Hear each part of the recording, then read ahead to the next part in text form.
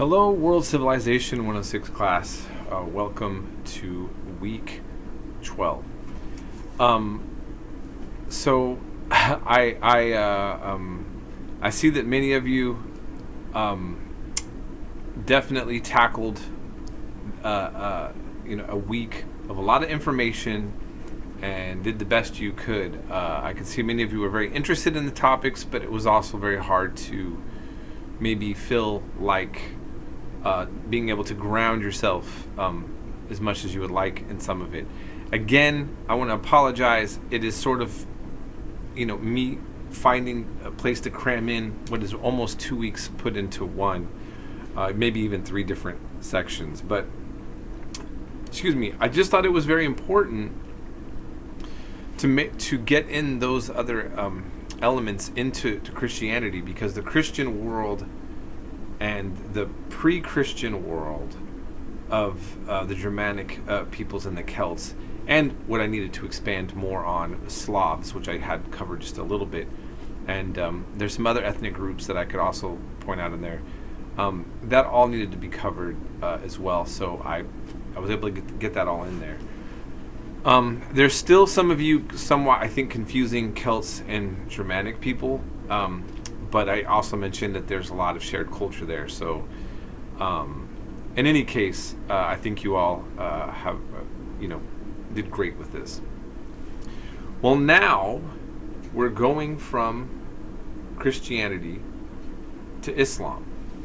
And so this is really going to kind of bring so much together, because we've covered ancient Israel to then Judaism, we've covered Christianity, and now we're covering Islam. And you are going to see how these 3 religions are so intertwined with each other's history, and that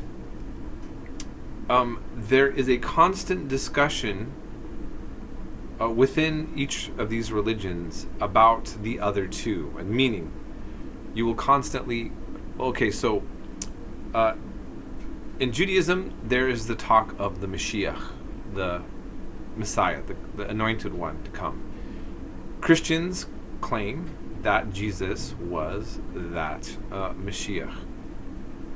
Jewish people don't believe, unless they convert to some form of following Jesus, or Yeshua, as his Hebrew name is, they reject him, and he is a false Messiah.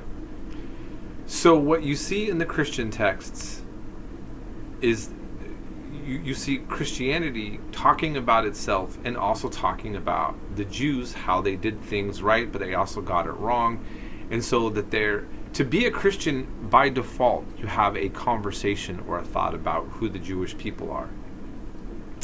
And that has turned into very problematic things historically, that we could define as anti-Semitic. Other times you could simply say that it is anti-Jewish as a religion, or in any case, it comes with a Jewish question. And so this has been why you see in the Christian world that there has always been some sort of topic about regards who the Jewish people are. Keep in mind, I want to remind you, that in much of the Christian world, you saw how they basically destroyed paganism throughout the Western world. One of the few religions that were allowed to continue on were the Jewish people with the Jewish religion, but under a humiliated state, as I talked about. The doctrine of witness that was posed by the church. And so this occurred. Then we get to Islam, and Muhammad sees himself as a prophet that is getting a message from Gabriel, the same angel that Jews and Christians believe comes from one God. And he's claiming that he's getting a message from the God of Abraham and Moses. So really then, and as you're going to see, that in Islam, they believe that Jesus, Isa, as he's called in the Quran in Arabic, he's called El-Masih, the Messiah, Kalamat Allah, the Word of God. but he's not Ibn Allah, son of God. No, no, no. Okay? He's Ibn Maryam. He's the son of Mary.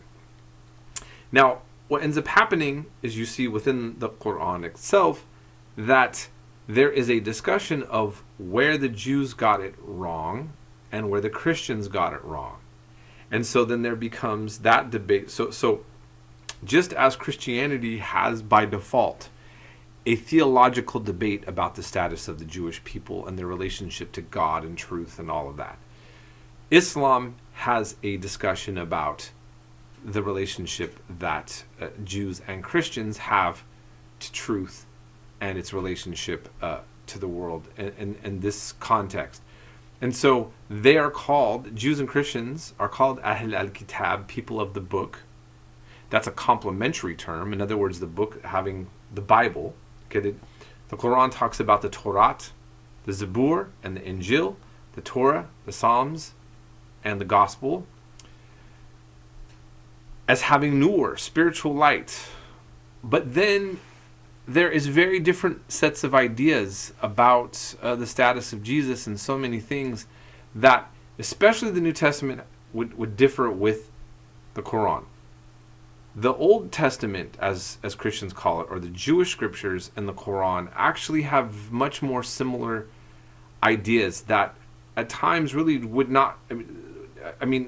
their version of monotheism, of God's oneness, and the writing and the tone, the Quran and the Old Testament / Tanakh Jewish, the Hebrew Aramaic scriptures, have much more familiar sounding tones and concepts. And so in the sense, I would say that the Christian New Testament is the outlier here. Except for the Muslims, the Christians were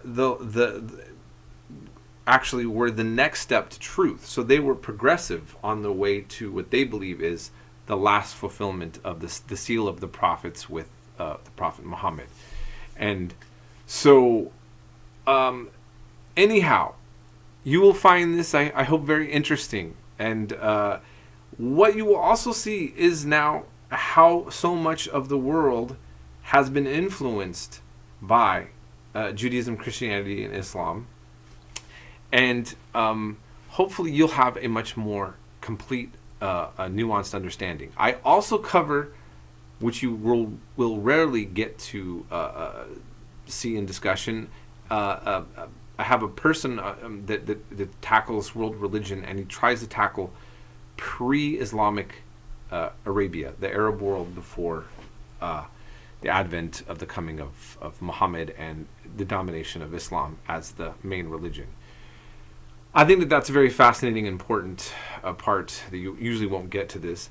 And then I also incorporate some of the fringe groups that are even, some could argue, viewed as heretical Islamic groups. In any case, not mainstream, that come out of this, such as the Druze and the Alawites. So I hope you find that also interesting. In the links for the reading, I also have a discussion of the Naskh and the Mansukh verses of the Quran. That's the laws of abrogation. That's a complicated but very important part of understanding the Quran. If you are interested in that, you can look that over, and you can hit me up if you actually have some more questions about it, but you're not required to do that reading. I just thought, for those of you who would actually like to really kind of delve into understanding the Quran a little bit better than and the way that it's approached by its theologians. So long story short, there is a system that has been in place within Islam to deal with the topic of when it seems like a verse contradicts another verse. The Bible has this kind of same problem, but there's not really a consistent system that theologians within the Christian world or the Jewish world have actually been able to address this. It's kind of almost case by case theologian, while you have a much more developed system that I believe there's still room for debate with, but they handle this just more systematically. That's it. So anyhow, that's all I wanted to say on that. I hope you all had a very enjoyable or solemn Veterans Day, 3-day weekend, and I hope you're having a good start to your week. If you have any questions, again, please contact me. We'll be in touch.